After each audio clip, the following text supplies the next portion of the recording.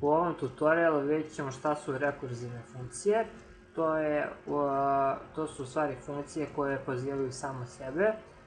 To praktično znači da u okviru jedne funkcije imat ćemo tu istu funkciju još na jednom mestu i one će se međusobno pozivati dok je neki uslov tačan. Kako to izgleda u praksi?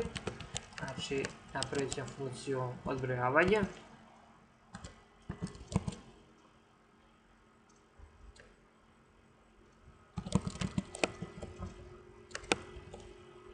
Zatim pozvat ćemo tu istu funkciju.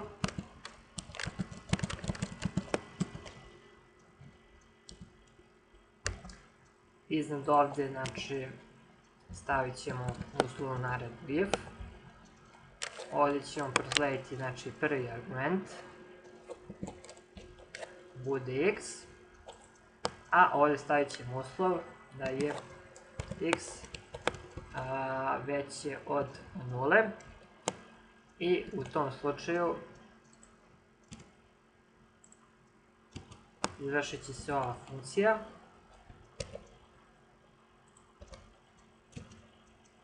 I ovaj dodatni deo koda koji ćemo sada da napišemo.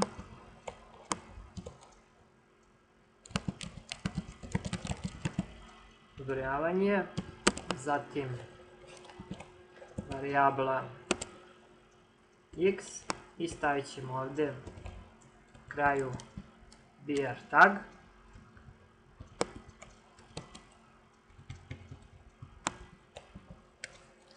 Sad u okviru ove funkcije dole stavit ćemo uslov da je x minus 1. Znači, ova vrednost će se smanjivati koju unesemo za 1 i ova funkcija će se međusobno pozivati sve dok je x veće od 0.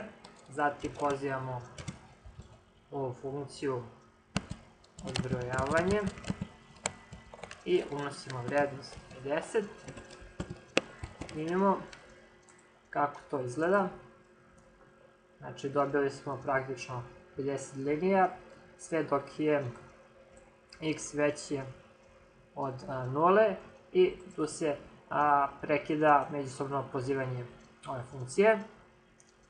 Ukoliko stavimo ovde, na primjer, plus, to ćemo u opasnost da imamo beskrajno izvršavanje koda, vidite, i u nekim slučajevima internet pregledač može da zablokira, što svakako želimo da izbegnemo.